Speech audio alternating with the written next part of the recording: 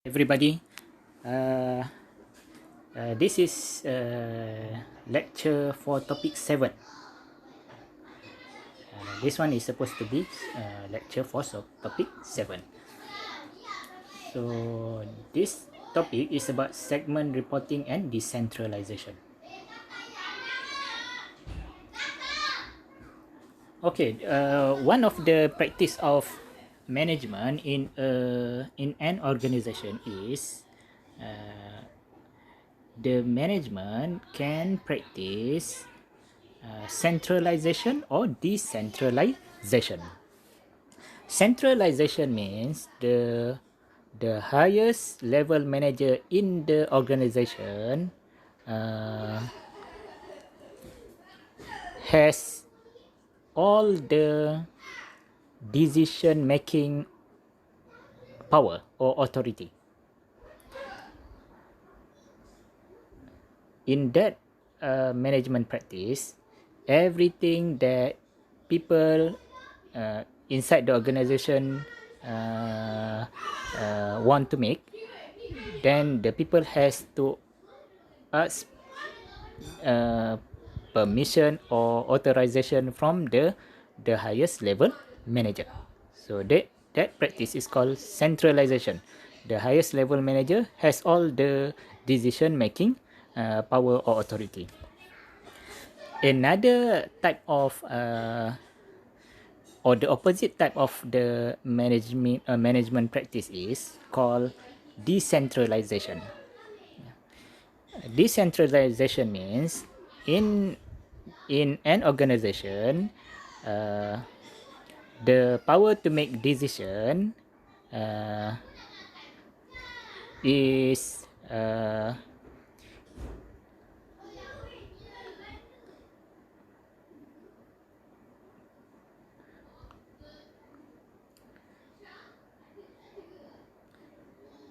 decentralization means all managers in an organization has some authority to make decisions, to make business decisions. Okay, the thing is like this. In an organization, in a business organization, there are several levels of managers. The highest one is called top level manager. And then there are middle level managers. And also there are lower level managers. Most of the time, lower level managers, they work in the small departments in the company. Middle level managers is maybe head of the department. And then the highest level manager works in the headquarters. So if a business organization practice decentralization, it means that all the managers, the top level managers, middle level managers, and lower level managers have some power to make decision for their department or for their branch or for their group of people. Okay, so let's say you have a business. You have two choices. You can practice decentralization or centralization. Centralization means you as the owner of the business or the highest level manager of the business has all the powers to make decision. But if you practice decentralization, you as the owner of the business has power to make business decision, but you also gives lower level managers some authority or power to make decision for their department, for their people, or for their branch. So which one is a good practice, centralization or decentralization? In general, we can say that decentralization management practice is better in general. Okay, so the common understanding is decentralization is a better management practice compared to centralization. Okay, let's see. In this slide, this slide shows several benefits of decentralization. The first one is top management can concentrate on strategy. So if a business practice decentralization, the lower level managers has some authority to make decision for their department, for their branch, for their people. So the top level manager, they have more time to think about the business strategy, the most important thing about the organization. And then the second benefit is lower level managers gain experience in decision making. When you give lower level managers some power to make decision, they got experience. They will get experience to manage their own department, so they are happy. They get experience. They got some kind of training to improve themselves, to make them a better manager. And then decision making authority leads to job satisfaction. So when you practice decentralization, the lower level managers will have some power to make decision. So they will be happy. They are happy because they have some power. If you practice centralization, all the powers is held by the highest level manager only. So the lower level manager, they are not happy. They every day they just follow orders only. They have no power at all. So they are not happy. So if you practice decentralization, maybe the lower level manager will get some job satisfaction because they have some powers. And then lower level decision often based on better information. If you give lower level managers some power to make decision, most of the time they can make good decision because they know what happened in their department, in their branch, or in their within their group of people, etc. And then the next benefit of decentralization is it improves ability to evaluate managers. When the managers have some decision making power, they have some kind of control over their department or branch or people, so you can evaluate them. You can see whether they are a good managers or not. Okay, if they don't have power, you cannot evaluate them because they just follow orders. So these are 5 benefits of decentralization. But there are several disadvantages of decentralization. So you have to aware about this. Everything has some benefits and some weakness or disadvantages. So see, the first one is if you have a business organization and then you practice decentralization, the first disadvantage that you will get maybe is maybe a lack of coordination among autonomous managers. You give the managers power, the lower managers power, so they cannot coordinate their activities. But because each of them has some powers, so they do whatever they can for their department and their branch or their people. So sometimes it can make difficult to make coordination between the managers.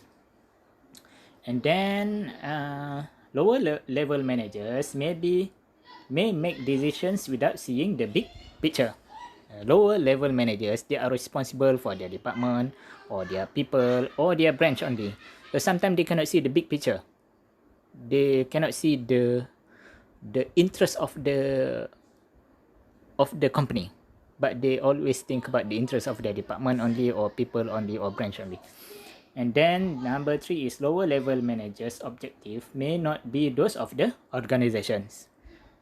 Some lower level managers, they always think about their unit of or their department only, or their people only, so they cannot see, maybe the objective is not aligned with the objective of the whole company.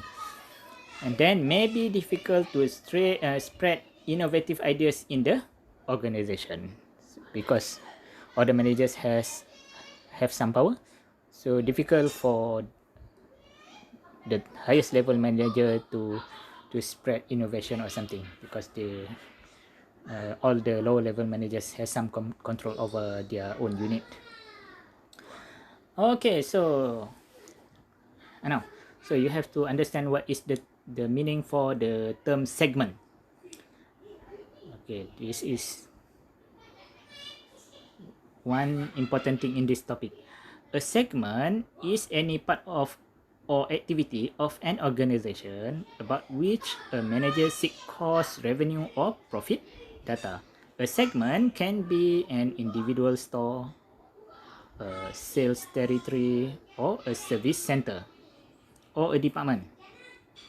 So, if you read business news in the newspaper, or you watch business news in television, you always hear about the term segment.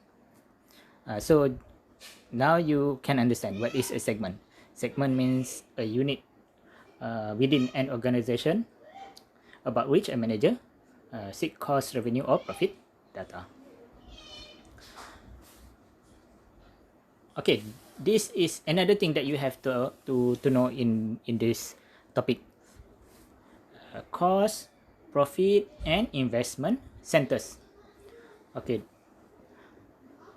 one of the term that always been used in management accounting and management is responsibility centers. Responsibility centers means the unit where a manager is responsible. Okay, so responsibility centers can be divided into three types: cost centers, profit centers, and investment centers. So let's see, this is the first one. Cost center. Cost center is a segment whose manager has control over costs, but not over revenues or investment funds. In an organization, there are many responsibility centers. One type of responsibility center is called cost center. A cost center is a segment in which manager has control over cost only. The typical example of a cost center is human resource department. Human resource department in a business organization is a cost center because the human resource manager has control over cost only. The human resource manager has control over the cost of hiring workers only. If you are a human resource manager, you has control over cost only. You do not have, and your department does not generate any revenue. Okay. Another example of cost center is an IT department. If you are an IT manager,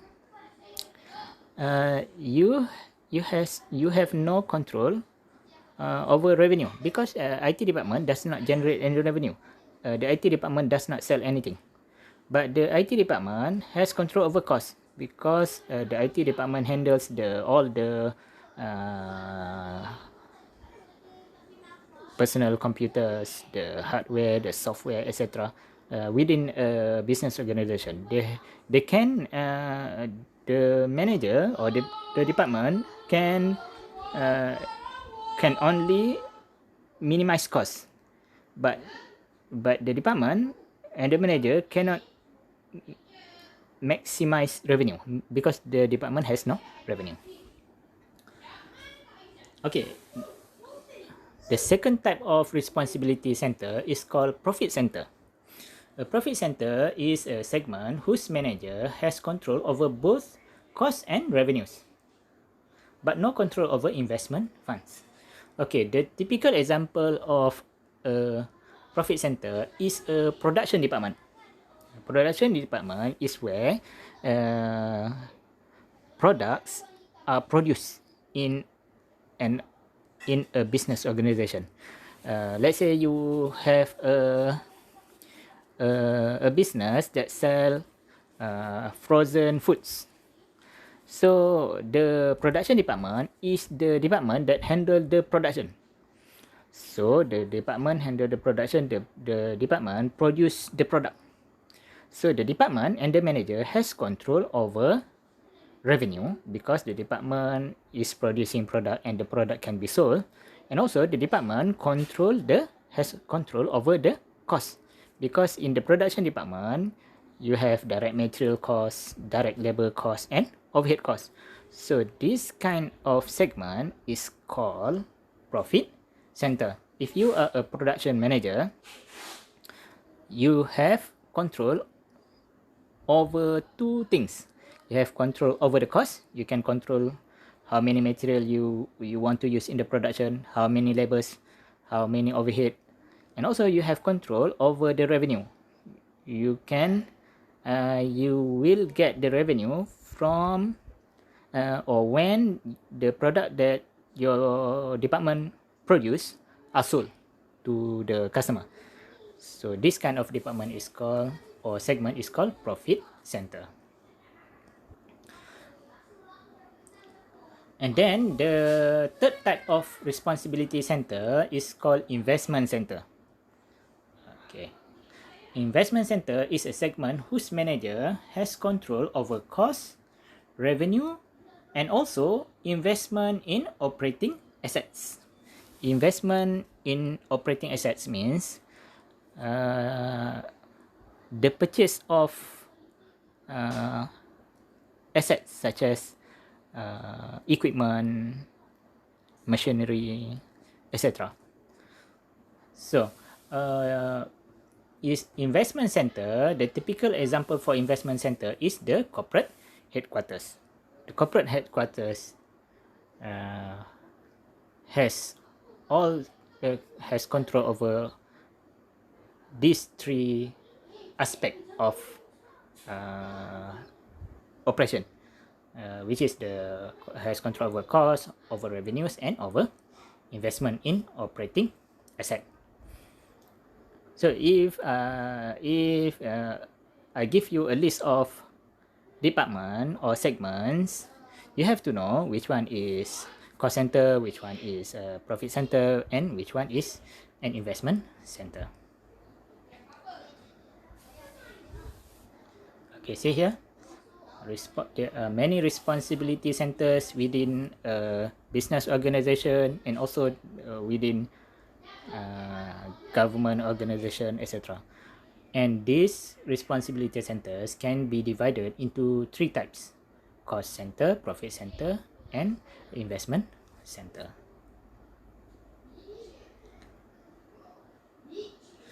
Okay, this is another thing that you have to know in this topic.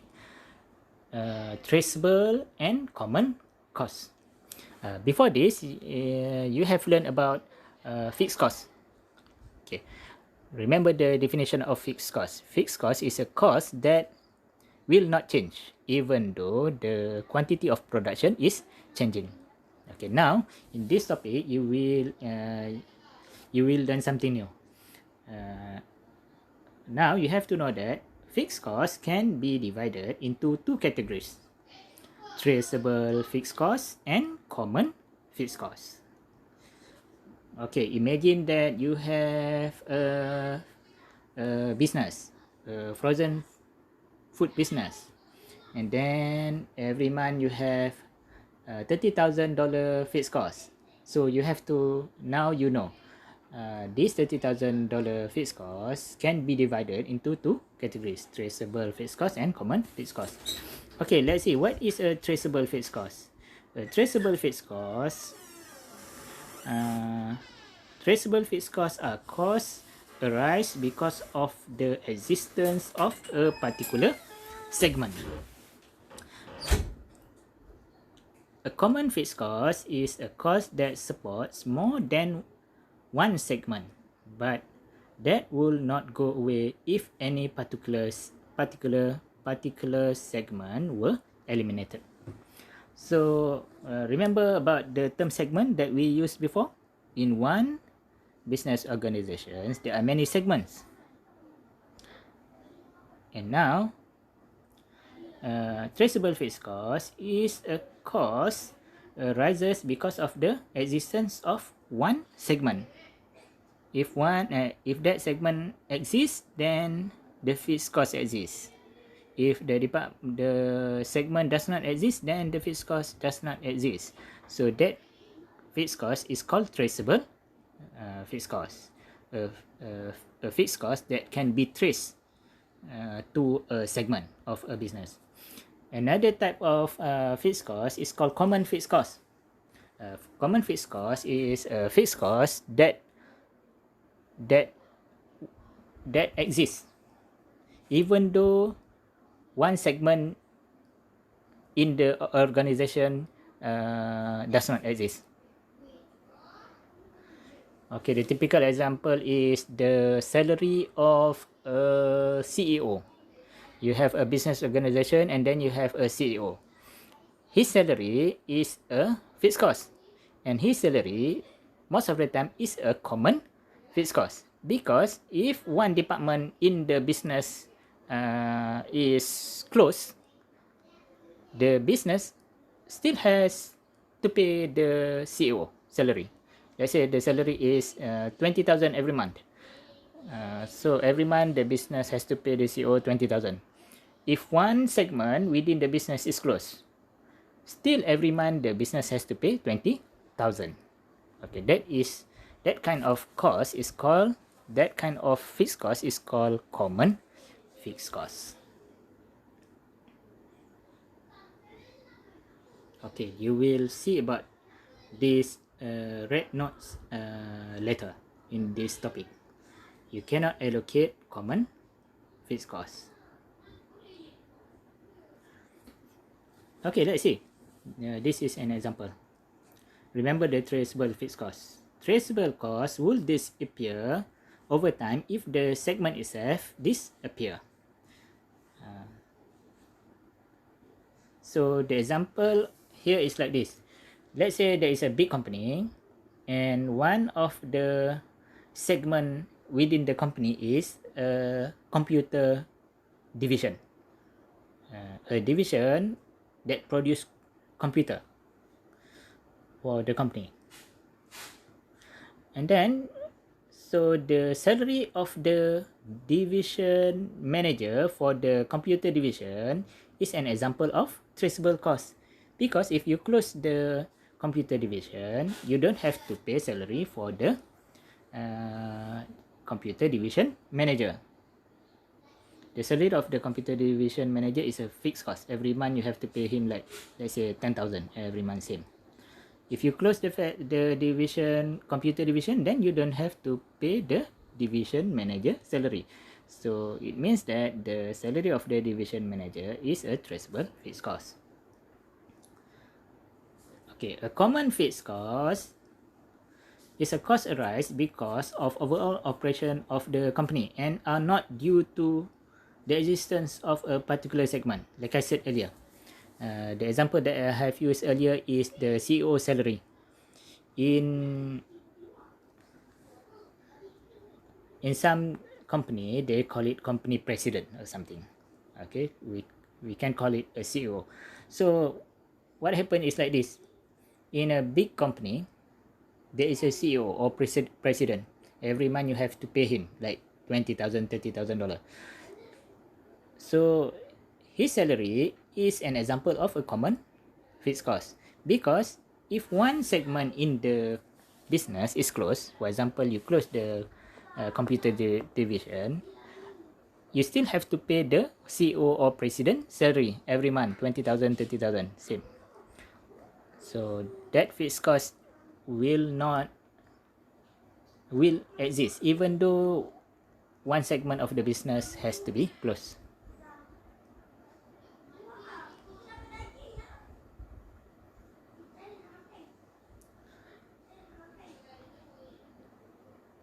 So later in this topic, you will learn about segmental reporting. Segmental reporting means how to prepare income statement for different segments in a business. Let's say you have a business, a frozen food business. In that business, you have two main segments. One is frozen cake, another one is frozen curry puff. So there are two segments. So every year or every month, you will prepare an income statement for your business. And then segmental reporting means how to prepare different income statement for different segment. So you have in our business example is you have a business, so you prepare an income statement. When you learn about segmental reporting, you will learn about how to prepare an income statement for the two segments that you have. One income statement for the frozen cake, another income statement is for the curry puff segment, so that you can see, the frozen cake business or segment is good or not. And then you also can see the curry puff segment is performing well or not. That is the thing that you will learn in this topic, and I will explain about it in the next video. Thank you very much. You can communicate with me in the comment section.